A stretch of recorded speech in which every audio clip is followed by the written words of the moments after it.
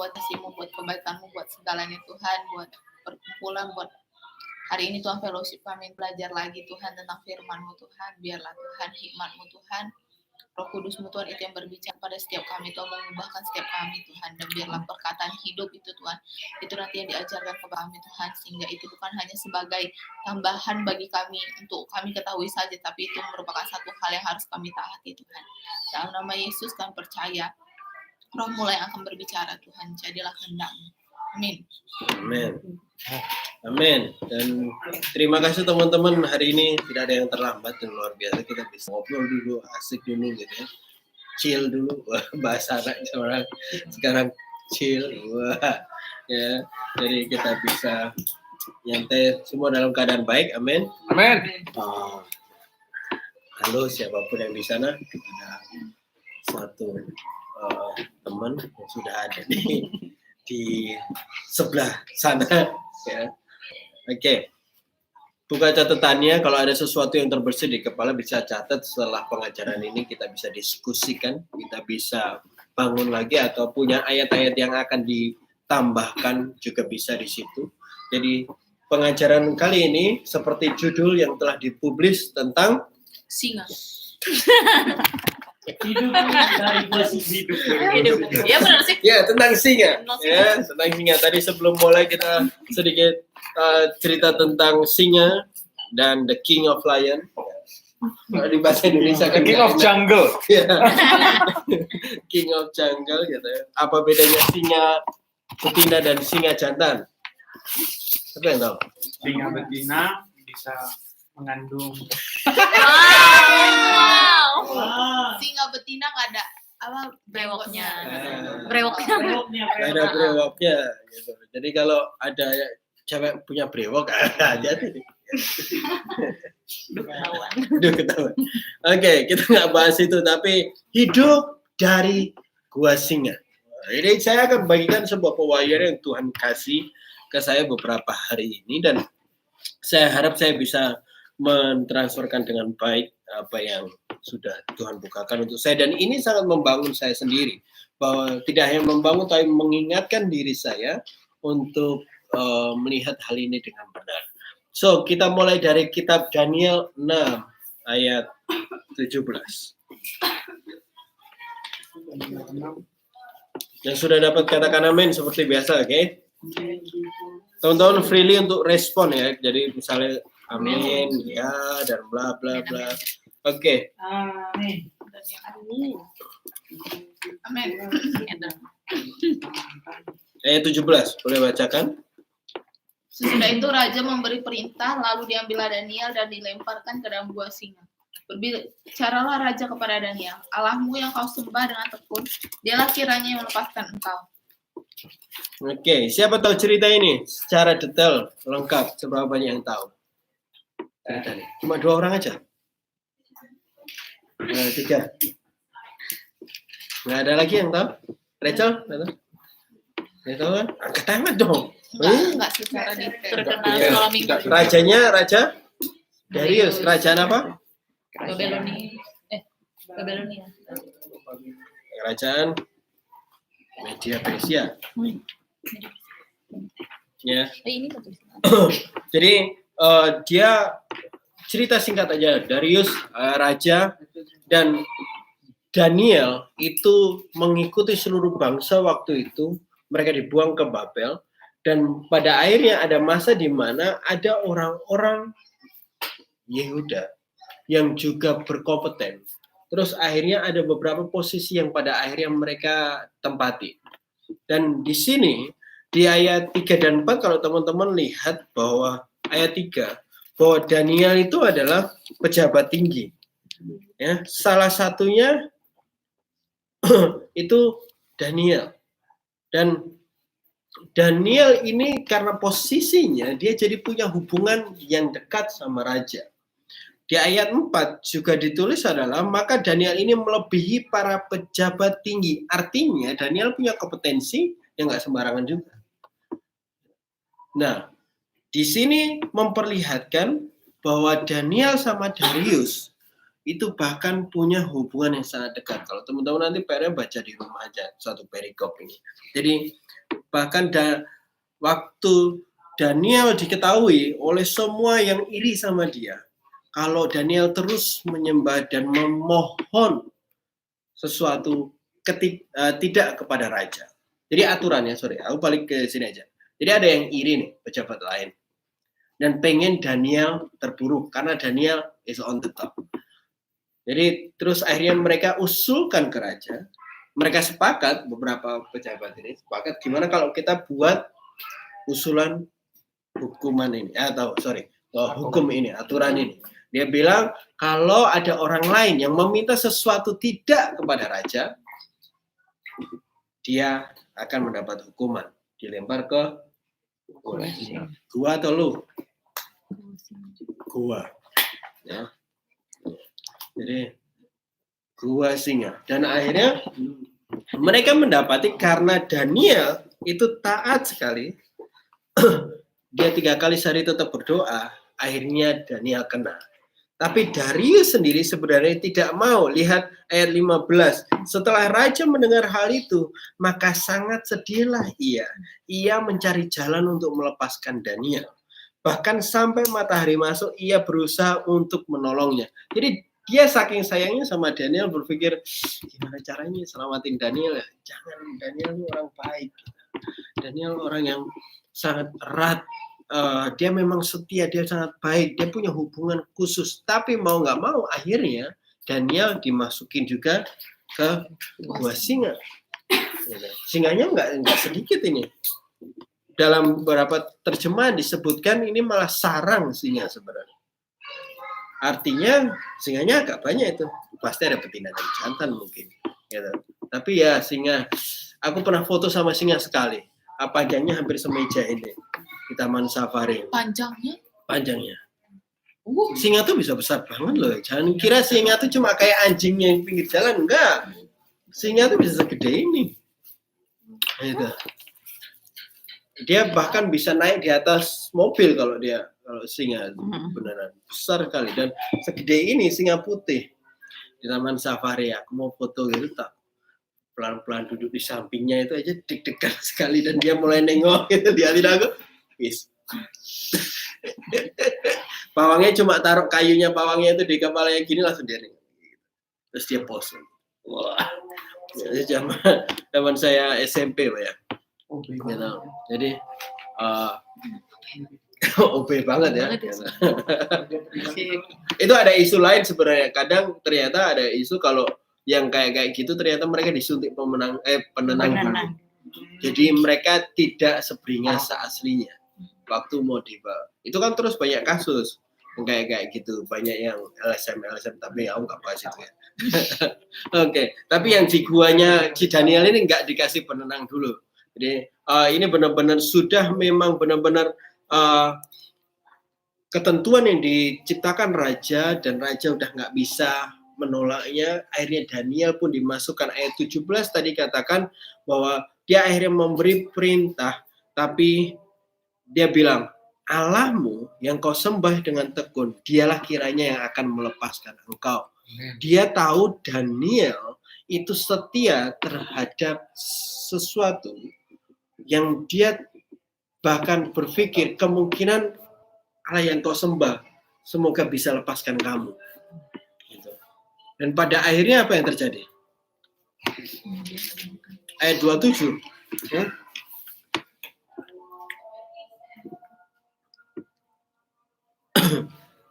Sorry.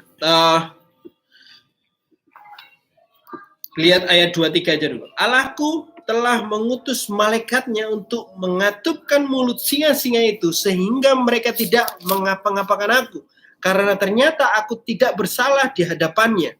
Tetapi juga terhadap Tuanku, ya Raja, aku tidak melakukan kejahatan.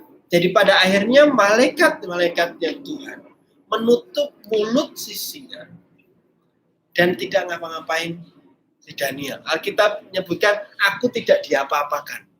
Wah. Jadi disenggol aja enggak. Singa-singa ini udah enggak kelitih. Sekarang lagi zamannya kelitih. Jadi singa-singa ini benar-benar enggak ada nyenggol siapapun. Tapi lihat ayat 28 27 dan 28. Ini yang saya mau soroti hari ini. Bersama ini kuberikan perintah bahwa di seluruh kerajaan yang kukuasai, orang harus takut dan gentar kepada Allahnya Daniel. Sebab dialah Allah yang hidup, yang kekal untuk selama-lamanya. Pemerintahannya tidak akan binasa dan kekuasaannya tidak akan berakhir. Ayat 28, dia melepaskan dan menolong dan mengadakan tanda-tanda mujizat di langit dan di bumi. Dia yang telah melepaskan Daniel dari cengkraman singa-singa. Bagi saya, dua ayat ini adalah statement yang luar biasa karena ini keluar dari mulut seseorang yang tidak mengenal Allah Daniel sebelumnya.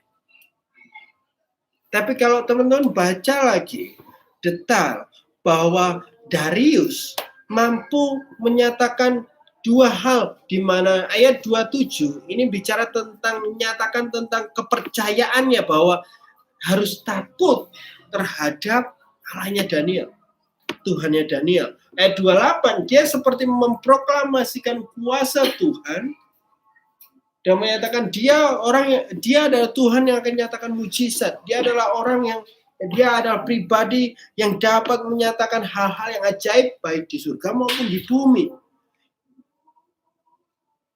Ini seperti bayangkan aja, mau kenal seseorang yang nggak kenal Yesus sama sekali. Begitu sesuatu terjadi dalam hidup kita, dia langsung menyatakan semua tentang Yesus. Aku nggak tahu bagaimana itu bisa terjadi. Tapi saya rasa tidak hanya bicara tentang dia cuma asal ngomong aja. Tapi perkataan ini adalah perkataan yang kita sebut berasal dari deep conviction. Masih ingat materi kita waktu di Kaliurang? Sebuah keyakinan yang teguh yang Tuhan taruh di hati setiap orang yang percaya sama dia. Dan dia nyatakan hal ini. Hal yang menarik bahwa ini cerita, kalau teman-teman di sekolah minggu dari kecil pasti tahu cerita ini. Amin. Karena ini salah satu cerita yang famous dari sekolah minggu. Daniel, Nuh, Abraham, Musa, Adam, Simon, Daud, itu pasti. Sadrak, Mesak, dan Abednego, itu pasti. Itu. Waktu sekolah minggu saya menangkap cerita ini bahwa Tuhan kirimkan malaikatnya untuk menutup mulut singa supaya Daniel hidup. Amin. Amin. Ya. Tapi yang baru adalah Tuhan mengirimkan malaikatnya menutup mulut singa supaya Darius hidup. Amin. Amin. Amin.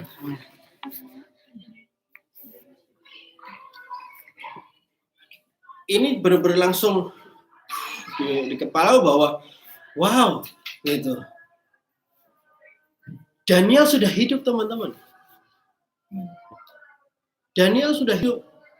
Bahwa dia dimakan singa waktu itu, Daniel sudah hidup. Amin. Amin. Tapi Tuhan kirimkan malaikatnya untuk tutup mulut singa itu supaya Darius hidup juga. Amin. Wow. That's totally different. Tuhan tambahkan benar-benar waktu saya bukakan lagi hal ini. Waktu OTW ke gudang beberapa hari lalu. Tuhan ingatkan saya,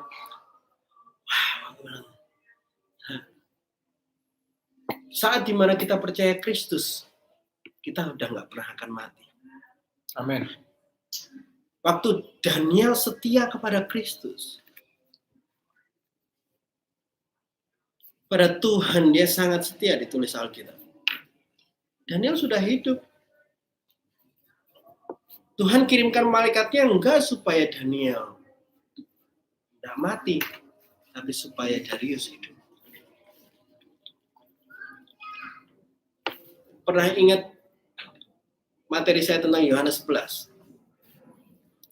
Permainan Lazarus. Yohanes 15. Lazarus. Permainan ini juga dimainkan Kristus Yesus juga, soal mati dan hidup. Mana yang mati secara fisik dan hidup kekal. Orang-orang nggak ngeh. Nah, ini hal yang kita mau lebih dalam di sini untuk lihat bahwa sesuatu yang terjadi di kehidupan orang percaya itu bukan supaya kita tidak mati. Bukan supaya kita tidak lapar. Bukan supaya kita tidak sakit. Tapi supaya seseorang hidup. Amin. You guys get this? Ya. Itu benar-benar, wah. Lihat ayat 27 dan 28, itu kayak kata-kata para rasul loh. Gitu. Kayak orang yang benar-benar sudah, saya rasa itu detik di mana waktu-waktu di mana Darius langsung terima Kristus di situ dan dia dapat pemahaman, dapat deep conviction untuk menyatakan ini semua gitu. Dia bahkan menyatakan bahwa pemerintahnya tidak akan binasa. Dia tahu dari mana hal ini. Ayat 27 tuh dia katakan. Kekuasaannya tidak akan berakhir. Ayat 28, dia melepaskan dan menolong, mengadakan tanda-tanda mujizat. Let's say this. Kalau kita semua sekarang di dalam gua singa, teman-teman. Tuhan akan lakukan sesuatu. Pasti. Tapi bukan supaya kita nggak mati. Tapi seseorang dapat hidup. Amin. Saya mau pelan-pelan supaya aku juga nggak miss gitu dari semua yang ada di kepala ini. Pelan-pelan ya. Mujizat terjadi bagi Daniel bukan untuk hidup Daniel, tetapi untuk hidup orang sekitarnya yang belum memiliki hidup. Karena Daniel sudah hidup, dia nggak perlu mujizat lagi untuk dia hidup. Ya, kita lihat Yohanes 11 ayat 4. Lazarus.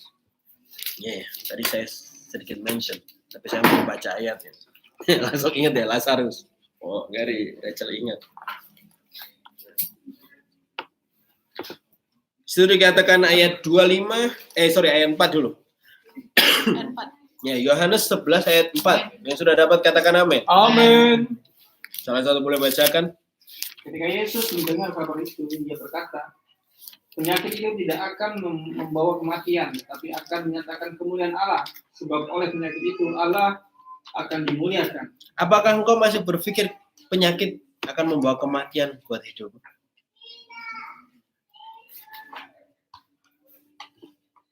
Kematian fisik.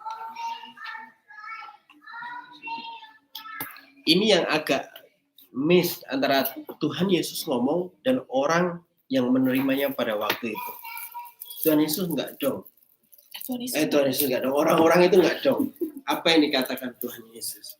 Gitu. Penyakit itu tidak akan buat dia tidak hidup kekal. Penyakit yang ada, tenang aja, itu enggak akan membuat dia tidak menerima hidup. Dan terkadang dalam kondisi-kondisi tertentu lupa terhadap kebangkitan dan kehidupan yang ada di dalam Yesus. Kita lihat ayat 25 dan ayat 26. Masih di pasal yang sama. Jawab Yesus, akulah kebangkitan dan hidup. Amin. Barang siapa percaya kepadaku, ia akan hidup walaupun ia sudah mati. Dan setiap orang yang hidup dan yang percaya kepadaku tidak akan mati selama-lamanya. Amin. Percayakah engkau dalam hal ini? Amin. So, lewat peristiwa gua singa ini, Tuhan mau mengingatkan saya dan saudara tentang hidup. Karena kalau hidup, kebangkitan di dalam Kristus itu tidak lagi sebagai harapan kita. Kita akan mudah sekali untuk khawatir dalam segala kondisi. Sekarang lagi booming corona, tadi kita sempat bercanda sedikit. Sebelumnya di Gunung Kidul ada antraks. Ada, itu kalau soal penyakit ya. Kalau soal kesusahan, ekonomi begini. Ini lumayan nih. Ini pemegang ekonomi luar biasa nih Cina ini. Ya. Aku rasa sedikit banyak pasti Indonesia berdampak dan harga bawang sudah luar biasa sekarang, bawang itu 70.000. Nah, bayangkan kalau kita taruh harapan kita ke posisi yang tepat, itu akan membuat kita cuma khawatir terhadap sesuatu yang sebenarnya cuma di permukaan. Nah, ketika Tuhan menunjukkan kepada mereka di sekitar Lazarus waktu itu, sebenarnya Tuhan mau menanamkan sesuatu yang lebih dari sekedar kesembuhan. Our hope is beyond the healing, yang kita call eternal life.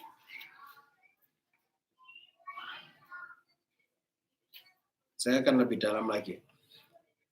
Bangsa Yahudi adalah salah satu bangsa yang di-rate sebagai suku bangsa yang paling happy.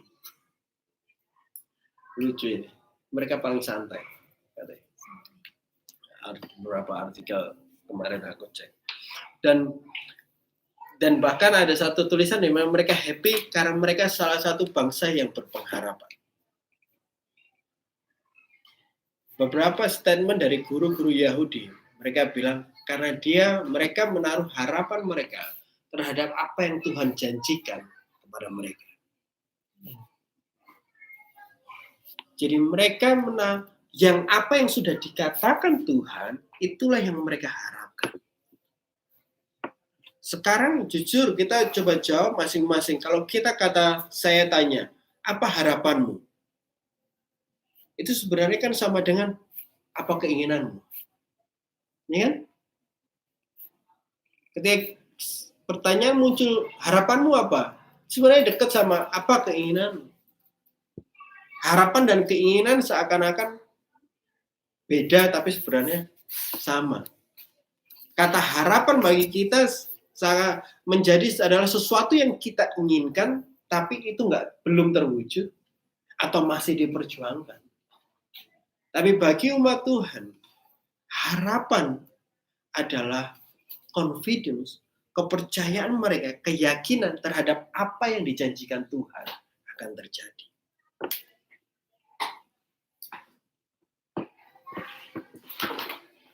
Ini makanya Alkitab katakan iman timbul dari pendengaran akan firman Tuhan, akan sesuatu yang Tuhan janjikan, yang Tuhan sudah berikan, yang Tuhan akan berikan. Itu yang harusnya menjadi harapan kita. Bukan keinginan yang kita inginkan, tapi kita belum capai. Karena sebenarnya saat dimana kita mulai percaya Yesus, kita hidup untuk selamanya. Jadi tidak ada waktu lagi untuk khawatir kalau kita benar-benar mengerti tentang hidup. Dan benar-benar waktu Tuhan menutup mulut singa-singa ini, teman-teman, hidup itu keluar dari dua singa itu. Untuk siapa? Darius dan segenap bangsa.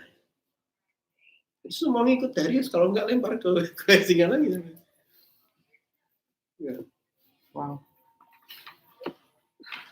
Karena kita siapa di sini masih takut mati? Enggak kan? Asal jangan kau bunuh aku loh. Oh, malah diri nggak takut mati loh. Habis ini ditusuk-tusuk. Itu maniak namanya. Kita buka di Kisah Rasul 24 ayat 15. 15. Kisah Rasul 24 ayat 15. Kalau Kisah Rasul udah pasal 24 ini kita tahu tentang siapa? Paulus. Aku menaruh pengharapan kepada Allah sama seperti mereka juga bahwa akan ada kebangkitan semua orang mati, baik orang benar maupun orang-orang yang tidak benar. Wah. Ini cuma mau saya perlihatkan bahwa Paulus punya harapan yang benar. pengharapan dia adalah kebangkitan itu. Pengharapan dia adalah hidup itu. Pengharapan dia adalah kekekalan itu. Dia paham betul bahwa nggak ada lagi mati bagi dia. Mati yang kita ngomongin mati bagi Paulus nggak mati.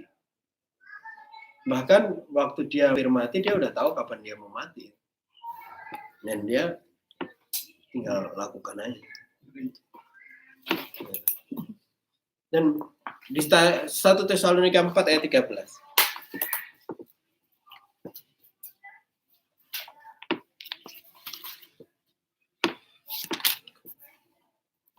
1 Tesalonika 4 ayat 13 sampai 14. Selanjutnya, kami tidak mau saudara-saudara bahwa kamu tidak mengetahui tentang mereka yang meninggal supaya kamu jangan berduka cita seperti orang-orang yang tidak mempunyai pengharapan. Karena jikalau kita percaya bahwa Yesus telah mati dan telah bangkit, maka kita percaya juga bahwa mereka yang telah meninggal dalam Yesus akan dikumpulkan bersama-sama dengan dia. Ayat ini saya angkat supaya kita refresh tentang janji Tuhan terhadap apa yang terjadi ketika kita sudah tidak punya fisik ini lagi. Inilah harapan yang Paulus maksud ketika dia ngomong harapan. Nah, kalau sekarang kita jujur ke diri kita masing-masing. Kalau saya kadang-kadang waktu saya ngomong, oh saya harap, sebagai saya harapan saya, itu masih ada yang bicara tentang keinginan. Ketika Paulus ngomong tentang harapan, itu selalu berbicara tentang janji Tuhan terhadap hidup orang benar. Salah satu pengharapan yang sangat besar yang Paulus selalu katakan, ini antara Kisah Rasul dan Tesalonika jauh. Ada di ayat-ayat lainnya juga. Paulus berbicara tentang pengharapan tentang kebangkitan dan kehidupan kekal ini. Dan dia menyatakan ini sebagai harapanku. Ini sebagai hal yang kutaruhkan. Hidup itu. Ini bukan hanya sekedar cara dia untuk berharap untuk dirinya sendiri. Tapi Paulus memakai harapan ini sebagai dasar dia, bahkan ketika dia melihat situasi-situasi sulit yang ada di dalam hidupnya, di sekelilingnya, bahkan situasi-situasi sulit yang di dalam murid-murid yang ada. Orang-orang di sekitarnya.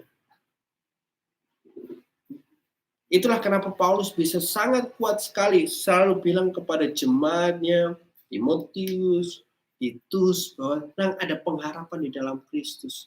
Kristus ada kebangkitan. Dia selalu bilang itu. Bahwa karena ini tidak hanya pengharapan bagi dirinya, tapi dia melihat orang lain juga selalu bicara tentang hidup, hidup, dan hidup. Seperti ketika ketika Tuhan melihat Darius di dalam kehidupan Daniel.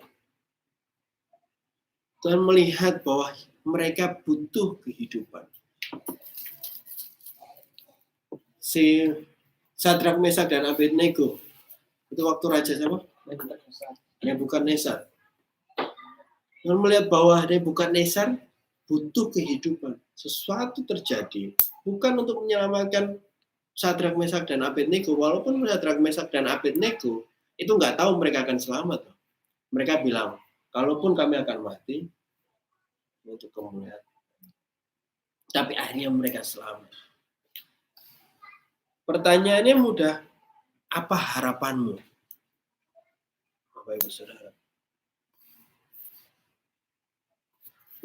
Apa yang menjadi harapanmu saat ini? Karena itu juga sebenarnya yang akan mendirect kita ketika kita melihat seseorang di sekitar kita juga. Ketika itu yang akan kita pakai untuk kita melihat orang yang kita layani juga. Dulu saya ketika melayani anak-anak muda, karena saya juga masih menaruh kesuksesan, harapan pada kesuksesan dunia. Saya selalu menasihati mereka dengan tips and trick. Gimana kerja yang baik gitu-gitulah, kuliah yang baik supaya sukses.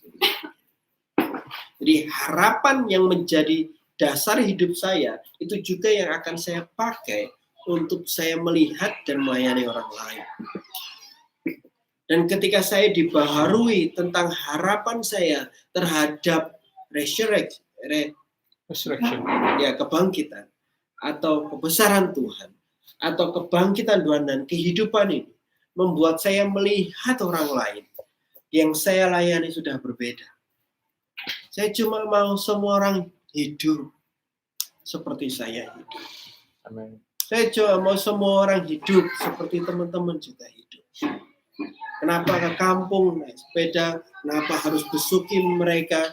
Kenapa kita harus doakan mereka? Kenapa kita minta Tuhan turunkan mujizat untuk mereka? Bukan supaya mereka nggak mati, tapi supaya mereka hidup. Bisa dapat di sini. Apa gini? Karena gini, kalau kita melihat jauh di belakang tabir dari sebuah hanya kesembuhan, teman-teman, kita akan mengusahakan sesuatu yang lebih kekal bagi seseorang. Itu adalah hidup itu. Nah, kalau kita pahami ini, saya mundur sedikit ke Yesaya 41. Yesaya 41 ayat 10.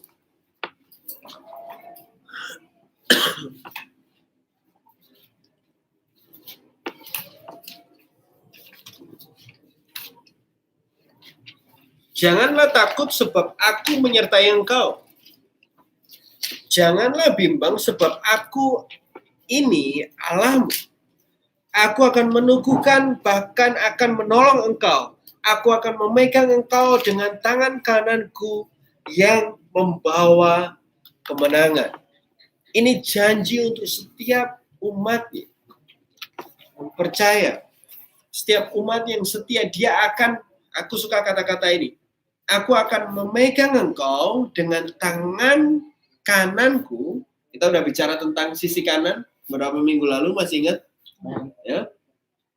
Tangan kananku untuk membawa kemenangan. Daniel selamat dari singa itu sebuah bentuk kemenangan. Kita disembuhkan dari sebuah penyakit itu bentuk kemenangan. Tuhan selamatkan kau dari kondisi finansial keuangan yang sulit, itu adalah kemenangan. Dan dengan tangan kanan Tuhan, ini bicara tentang keperkasaan dan kekuatan Tuhan, dia akan membawa engkau dalam kemenangan, kemenangan demi kemenangan. Untuk apa? Amin. Untuk bawa hidup. Daniel itu suku apa? Siapa tahu?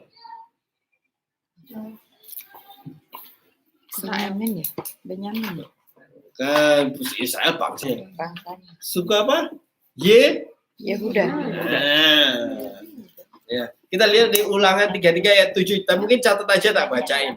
Ini sebuah doa dari Musa untuk suku Yehuda sebelum Musa meninggal. Ya, Ulangan 33 ayat 7. Dan inilah tentang Yehuda katanya.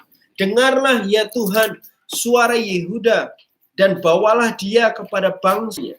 Berjuanglah baginya dengan tanganmu dan jadilah engkau penolongnya melawan musuhnya. Kalau mungkin kita bertanya-tanya di seluruh kitab Daniel, teman-teman.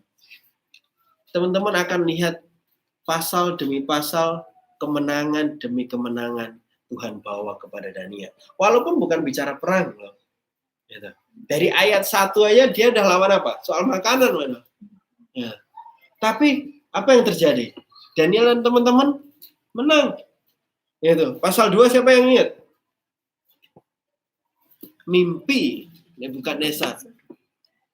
Orang yang pintar yang lainnya nggak bisa nerjemahin. Nggak tahu artinya. Daniel kemenangan lagi. Gitu. Pasal 3 Sadrak, Mesak, dan Abednego. Di perapian yang menyala-nyala. Kemenangan lagi. Ya. Pasal 4, mimpi Nebukadnezar yang lainnya. Mimpi terus dia pokoknya.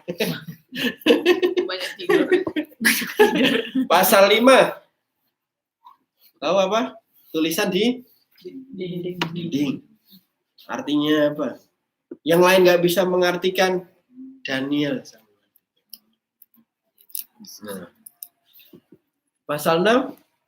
Buah singa. Buah. Oh. Dan masih banyak lagi. Kemenangan demi kemenangan, kemenangan demi kemenangan. Dan di situasi-situasimu saat ini, tangan Tuhan ada menolongmu untuk membawa kemenangan demi kemenangan. Itu untuk membawa hidup bagi orang lain. Karena kita sudah dimenangkan. Hidup kita dimenangkan oleh darah Kristus. Dan kalau Tuhan tolong kita, memenangkan kita, itu sebenarnya untuk sebuah kehidupan yang lain. Amin. Amin. Jadi Tuhan menolong kita untuk menang atas sakit penyakit, atas kesulitan, atas kelaparan, atas keuangan, bukan supaya kita tidak mati. Semua orang akan mati pada saatnya, termasuk Lazarus yang kita baca di Yohanes 11 tadi. Yang dibangkitkan, sekarang udah nggak ada juga orang. Tapi dia hidup. Amin. Semua orang akan mati. Semua yang Tuhan sembuhkan matanya, yang Tuhan sembuhkan dari lumpuh, yang Tuhan Yesus sembuhkan dari kustanya, sekarang di mana orangnya? Karena kematian itu bukan kematian bagi orang percaya. Amin. Ini agak kata-kata klise sedikit. Ya. Bukan klise, tapi majas. Majas apa itu kayak gitu? Hiperbola. Aku nggak pintar bahasa Indonesia. Ya. Jadi teman-teman pahami bahwa ini mau memperlihatkan bahwa kita ini sudah hidup. Dan ketika Tuhan lakukan sesuatu bagi kita, itu bukan untuk menyelamatkan kehidupan kita lagi, karena kita akan hidup selamanya. Amin. Tapi untuk menyelamatkan kehidupan yang lain, yang belum hidup. Selamat. Yang belum selamat. Selamat. Belum selamat. Ini akan merubah. Kalau teman renungkan, benar-benar akan merubah caramu menghadapi situasi, bahkan caramu menghadapi kelaparan dan penyakit. Karena penyakit, yang Yesus tadi bilang apa? Tidak akan mati. Kira-kira kalau kamu kayak kena corona sekarang, takut nggak? Aku yang takut. Demam berdarah jadi Diusir sama virus-virus ini. Kita lihat di Lukas 17.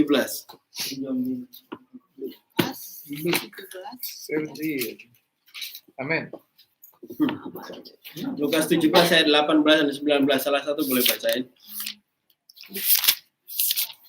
Tidak adakah di antara mereka yang kembali untuk memuliakan Allah selain daripada orang asing ini? Oh, dari 17. Enggak, dari 18. Punya aku 17 soalnya. Punya kamu 18. Oh. Lalu ia berkata kepada orang itu, berdirilah dan pergilah, imanmu telah menyelamatkan engkau.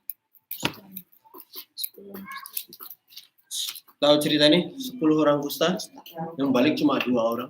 Satu. Pintar. Ya, kira ngantuk semua. Bahkan hidup ini, kekekalan ini, lebih dari hanya kesembuhan. Amin. Tuhan bisa menyembuhkan, tapi terkadang tidak akan membawa kehidupan. Ayat 18 dikatakan, engkau, imanmu yang menyelamatkan engkau. Cuma 1 yang balik itu yang selamat. Yang 9 sembuh loh. Ini membuktikan ke saya bahwa kesembuhan tidak selalu membawa kehidupan kekal. Ini langsung membongkar cara saya berdoa untuk orang sakit. Saya berdoa untuk dia sembuh supaya dia hidup, bukan supaya dia nggak mati. Iya itu. Kita ada di pokok-pokok doa kita dalam doa minggu dan doa pemimpin di hari Kamis pagi. Ini Kamis pagi, tadi pagi. Itu ada beberapa list teman-teman yang sakit, saudara-saudara kita yang sakit.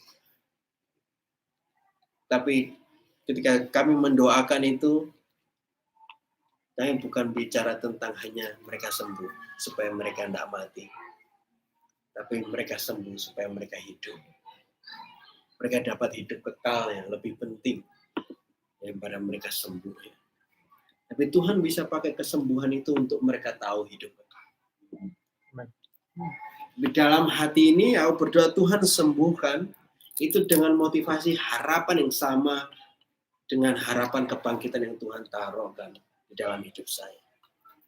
Karena mereka ini juga perlu hidup. Waktu saya sering kadang-kadang dengerin si Nick Vujicic, tahu? Yep. Yang nggak punya tangan, nggak punya kaki. Ini salah satu yang saya ingat banget kata-kata dia ngomong ke Tuhan waktu dia remaja, dia bilang, ada ayat firman Tuhan katakan rancanganku adalah rancangan damai sejahtera, bukan rancangan kecelakaan. Dia teriak ke Tuhan, ini rencanamu. Ini dia nantang Tuhan. Ini yang kamu bilang rencana bukan kecelakaan. Kalau kita yang punya lengkap, Enak-enak aja. enak-enak. Tapi waktu dia bilang kayak gitu, aku langsung bayangin tentang benar-benar jadi dia. Sesuatu yang tidak bisa kita rubah sama sekali. Dan itu keadaannya sudah luar biasa.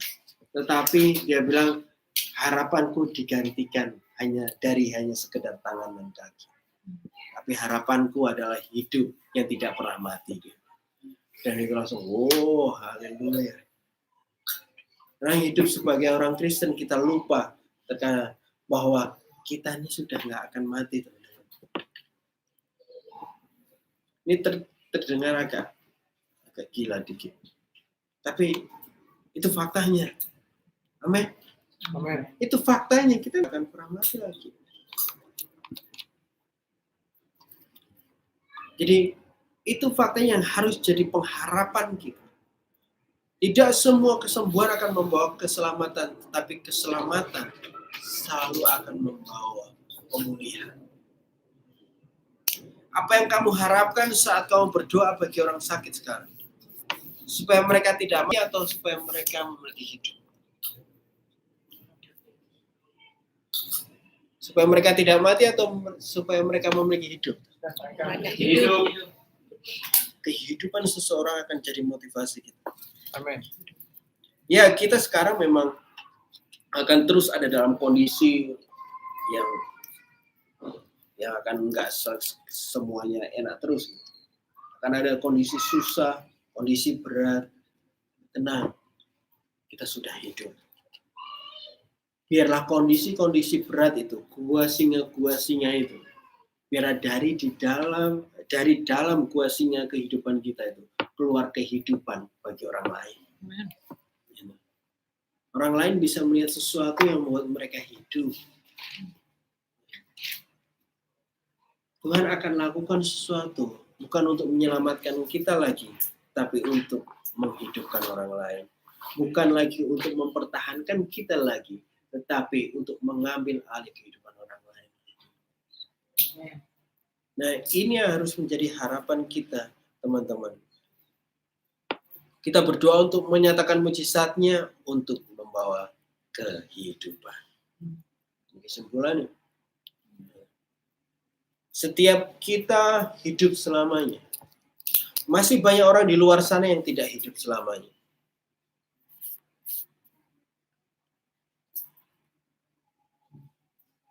Apa yang harus kita lakukan? Mulailah berpengharapan pada hidup kekal itu dulu. Mintalah mujizat terjadi pada mereka untuk membawa mereka kepada hidup kekal itu. Beda loh, kita doa untuk seseorang yang sakit supaya mereka tidak mati, sama supaya mereka terima hidup kekal. itu perjuangannya itu beda. Karena kalau kita berdoa untuk seseorang yang sakit dan supaya mereka tidak mati, itu biasanya doanya cuma isinya piti, sedih karena khawatir. Tapi ketika engkau berdoa terhadap seseorang yang sakit dengan hati dan pengharapan tentang hidup kekal, itu iman yang dibawa dalam doanya. Ada kekuatan, ada perkataan yang menguatkan yang dibawa dalam doa kita. Amin. Amin. Jangan, kita tidak akan muncul dari situ.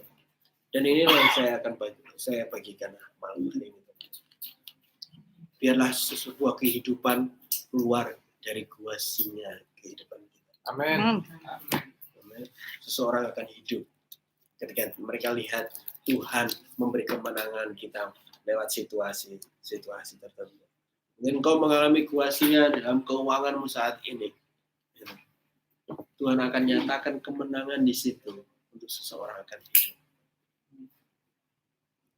Mungkin kau ada dalam kuasinya untuk soal kontrol diri, disiplin diri. Tangan kanan Tuhan akan menopang engkau, ya saya tadi bilang, untuk membawa kemenangan demi kemenangan. Suku Yehuda itu salah satu yang Tuhan akan beri kekuatan untuk mereka terus berperang. Makanya disebut Tuhan akan bawa mereka terus menang. Mereka selalu ada dalam situasi di mana dikelilingi musuh. Daniel tuh ada kalau kita baca ceritanya itu, dia selalu dikelilingi orang nggak suka sama dia, selalu dikelilingi orang yang mencoba untuk menjatuhkan dia. Tapi tangan Tuhan yang membawa kemenangan demi kemenangan, supaya ada kehidupan. Amin. Amin. Jadi inilah firman Tuhan. Terima kasih buat yang nonton di jauh sana. Sampai jumpa besok Minggu. Ya. Kalau ada pertanyaan bisa kontak aja. Tuhan memberkati. Don't forget to like, subscribe.